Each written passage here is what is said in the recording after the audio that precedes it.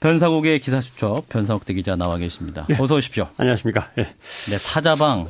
사자방이라고 부르는 거예요. 그러니까 이런 겁니다. 이제 뭔가 경기를 부양시키려면 정부가 돈을 좀 쏟아 부어야 됩니다. 예. 어디다 쏟아 부을 거냐라고 할 때 미래를 보장할 수 있는 새로운 창조적인 산업에 돈을 좀 쏟아 붓고 그다음에 국민들을 위한 탄탄한 복지에다 쏟아 부으면 거기에서 이제 미래를 향한 이제 동력이 생기고 국민들의 복지에 의해서 국민들 호주머니에서 돈이 나오기 시작하면 이제 국내 경기가 살아나는 건데 네. 손쉬운 방법으로 자꾸 하려고 그런단 말이에요. 이제 이명박 정부 때는 그게 4대강 토건 사업이었고요. 이번 정부는 부동산에다 돈을 이제 쏟아붓는 거고 이렇게 되니까 불안한 거죠. 이렇게 갖고 경기 부양이 일시적으로 되는데 빨리 이것은 마무리를 짓고 다음 단계로 넘어가지 않으면 예. 지금 사자방 같은 게 되는 거고요. 자원에게도 마찬가지입니다. 자원을 개발하려면 물론 밖에 나가서 기업이 열심히 뛰고 정부가 총력적으로 이걸 지원해 주면 되는 건데 정부가 실적을 과시하려고 먼저 뛴단 말이죠. 그러면 기업은 공기업들은 특히 막 쫓기면서 막 아무거나 빨리 잡아가지고 실적을 메꿔야 되니까 그렇지 않습니까? 계약하거나 사업하는데 시간에 쫓기면서 빨리 해주세요 하면 이건 완전히 을되는 겁니다. 이게 시간에 쫓기 뭐든지 일이 그렇게 그렇죠. 되고. 예. 네. 갑한테 완전히 봉이 되는 거죠. 그런 게 있고 방산비리 뭐 썩은 데다가 뭘 집어넣어도 다 썩게 되니까 그런 건 염두에 군 쇄신이 필요하죠. 네. 어쨌든 국민의 부담으로 결국 가게 되기 때문에 이러한 비리에 근절돼야겠습니다. 자, 오늘 주제로 가보겠습니다. 뭔가요? 오늘 11월 11일 빼빼로 데이입니다. 뭐 농업인의 날로 지키자는 얘기도 있었고요. 네. 빼빼로 데이의 여러 기원 중에 하나가 1995년 11월 11일에 마침 수능이 딱 11일 남게 되어서 길쭉한 과자를 이날 먹으면 시험을 콕콕 잘 보게 된다. 이런 소문이 퍼지면서 긴 과자를 먹으면 왜 시험을 잘 보게 모르겠습니다. 연필처럼 잘 생겨서 찍어서 그런가요? 예. 후배들이 선배들한테 아무튼 이 과자를 돌렸다는 전설이 전설처럼 내려오고 있는데 올해 수능이 임박했는데 지금 언론사들이 어느 때보다 긴장하고 있습니다. 언론이요? 왜 긴장합니까?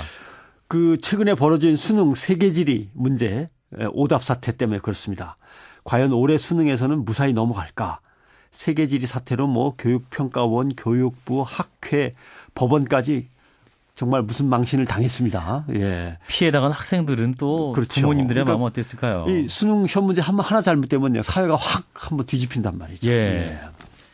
문제를 잘못내서 사회 이슈가 됐던 것은 처음은 아니었고요. 계속 있었지 많이 않습니까? 있었습니다. 제일 처음을 거슬러 올라가 보니까 1964년입니다. 네. 지금은 대학이 이제 학벌이지만 옛날에는 중학교가 학벌이었습니다. 중학교에 잘 들어가야 고등학교, 대학교까지 그냥 쭉 가는 겁니다. 명문 중학교에만 들어갔다 하면 그냥 쭉 올라가는 거니까. 예. 그래서 초등학교 때 저도 그랬습니다만 도시락을 3개씩 쌓고 다니면서 학교에서 과외했습니다. 초등학교 때요? 예, 밤늦게까지. 세 끼를 학교에서 먹었습니다. 그렇죠. 중학교 평준화 되기 전까지 그렇습니다. 아, 4학년 되면 예. 벌써 과외가 시작되죠. 그래서 뭐 경기중학교 같은 경기중학교를 비롯한 몇몇 명문중학교는 만점이면 합격입니다. 물론. 한 문제 틀리면 그래도 합격은 가능한데 두 문제 틀리면 탈락입니다. 아니 어떻게 만점이 가능합니까? 그러니까 문제를 전체적으로 좀 쉽게 내게 하다 보니까 그렇습니다. 예. 1964년 12월 전기중학교 입시에서 무즙 파동이라는 게 있었습니다. 무즙이요? 예, 자연 과목 18번. 연 만드는 재료 중에서 엿기름 대신 사용해도 되는 것. 답은 디아스타제입니다. 근데 거기 무즙이라는 게 있었는데 무즙을 선택한 학생들이 문제 제기를 한 거예요. 아, 보기에 객관식에서. 네, 객관식에서. 무즙에도 디아스타제가 들어있다고 책에 나온다. 그럼 무즙을 넣어도 되는 거 아니냐. 그랬더니 그 틀린 학생들의 부모들은 무즙으로 엿을 만들었어요. 그리고 실제로 교육부 관리한테 보내면서 먹어봐라. 내가 무즙으로 만들었다. 무즙에도 디아스타제가 있으니까. 결국 이렇게 해서 무즙이 인정을 받았습니다. 예. 아, 학생들이. 무즙으로 엿을 만들었는데 어떡할 것이야. 야. 그런 소동이 있었고요. 예. 1967년에는 창칼 사태라는 게 벌어지죠.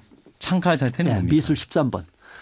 목판화를 새길 때 창칼을 올바르게 잡고 있는 그림이 뭐냐 골라라.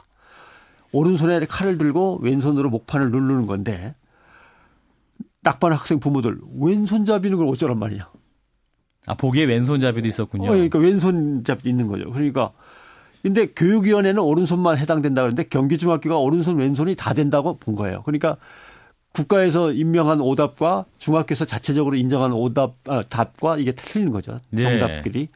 결국 1심 재판부는 교육위원회 쪽, 고등법원으로 가서는 학교 측이 이겼습니다. 이게 막 몇 년 동안 계속 재판이 진행되면서 혼란스러웠던 거죠. 결국 중학교 입시제도가 폐지되고 중학교 평준화가 실시됐죠. 예, 이렇게 입학시험 문제 내는 거 굉장히 어려운 문제고, 예. 뭐, 수험생들도 힘들지만 말입니다. 다른 나라도 이런 상황이 있습니까? 다른 나라는 뭐 미국의 SAT 이거 우리가 뺏겨온 겁니다만 이게 뺏겨와서 이제 수능이 된 겁니다만 일본은 센터 시험이었죠. 센터 시험은 뭐라 그럴까요? 국공립대학에 진학하려면 센터 시험을 봐야 되고 국가가 주관하는 예. 사립대학에 지원할 사람은 보지 않아도 됩니다. 우리의 정시 수시 나눈 거랑 좀 비슷한 것도 있고 프랑스는 뭐 바칼로레아가 워낙 유명하고요. 예. 근데 우리나라만의 특징을 보자면 첫째, 우리나라는 엄청난 학벌 사회입니다. 학벌이 돈과 명예와 권력을 얻는 기초가 됩니다. 그러니까 이제 그 시험 관문이 이제 사람들이 치열해지는 시험 거죠. 합격이 굉장히 중요한 그렇습니다. 상황이 되고. 예. 그러니까 민간 자율에도 못 맡기고 독립법인한테도 못 맡기고 정부하고 정부가 직접 관장하는 공기관이 나서서 자꾸 관장을 하게 되는 거죠. 네. 그런데 예전에는 초, 중, 고로 관문이 좀 나눠져 있었는데 이제는 다 몰아서 대학 하나로 남았습니다. 네. 그래서 초등학교 교육부터 중학교, 고등학교 모든 교육이 대학 입시 관문에 매달려 있는 이런 이제 왜곡된 상황이고 둘째, 우리나라 국민 대부분이 이 시험을 거쳐야 되니까 이게 엄청난 이권이 됩니다. 입시 시장이 굉장히 크잖아요. 그렇죠. 예. 고등학교 교과 과목이 지금 몇 개냐? 아마 86개로 돼 있는데 80년대만 해도 62개였습니다. 더 많아진 겁니까, 그러면? 2018년에는 101개가 됩니다. 왜냐하면은 왜 이렇게 많이 늘어나요? 100개가 넘으면? 수능 시험 과목이 되고 고등학교 교과목이 되어서 내신에 들어가야 교과 시간이 늘어나고 해당 과목의 교사가 필요하고 그 교사를 양성할 대학의 학과와 대학 교수님들이 필요하고 이런 거죠. 그러니까 우리나라 학계는 학문도 갈고 닦아야 되지만 교과 영역 다툼에서 밥그릇을 뺏기지 않으려고 또 애도 써야 됩니다. 이런 상황이 돼 있는 거죠. 그렇다면은 그 학계에 계신 분들이 자기 과목을 지키기 위해서 그럼요. 밥그릇 논쟁 때문에 과목 수가 늘어났다? 사회 과목 옛날에는 일반 사회, 지리, 역사 이렇게 돼 있었지 않습니까? 지금은 일반 사회는 법과 정치, 경제, 사회, 문화, 지리는 한국 지리, 세계 지리, 역사는 한국사, 동아시아사, 세계사, 윤리는 생활과 윤리, 윤리와 사상. 이제 막 분화돼 나가는 거죠. 굉장히 복잡하네요. 예. 저랑 많이 달라졌어요. 그렇습니다. 변사옥 대기자도 좀 새로 생소하실 것 같은데. 네, 저는 뭐 이런 과목 상상을 뭐 못했던 겁니다만 찾아보겠습니다. 아무튼 실은 문과 이과로 나누는 교육 시스템도 상당히 네. 후진적입니다. 이런 나라는 몇 개 안 됩니다. 뭐 이게 전체적으로 교육 제도를 다시 뜯어 고쳐야 되는데 그러려면은 수능이라는 게 딱 가로막고 있어서 그럼 예. 어떻게 할 거냐 수능을 이 문제가 어려워지는 거죠. 또 바꾸게 되면 우리나라 또 너무 자주 바뀌는 경향이 있어서요. 그렇습니다. 결국 또 수험생들의 부담, 부모님의 부담이 될 것 같은데 수능 시험 제도 왠지 좀 정치적인 느낌도 있고요. 성적도 그러면 정치적이 되는 건가요? 결국 수능 시험이 정치적이니까 성적도 뭐 정치적이 되는 거죠.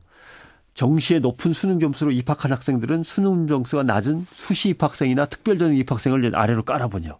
그러니까 옛날에 그런 말이 있어요. 수시충, 직윤충, 지역균형, 특별전형으로 들어온 사람들. 예. 이런 말도 있었다는 거 아닙니까? 수능 점수 커트라인에서 차이가 나니까 같은 대학이라도 점수가 낮은 지방 캠퍼스는 또 구분해서 보지 않습니까? 이런 식으로 사람을 한 줄로 세우고 자기 위치를 확인하는 데 익숙해진 우리들의 모습은 이건 뭔가 잘못되어 있는 겁니다. 이번 시험을 일단 무사히 잘 치르고 예. 정말 진솔하게 한번 개혁을 얘기해 봐야겠습니다. 네, 여기까지 듣겠습니다. 변사옥 대기자 수고하셨습니다. 고맙습니다.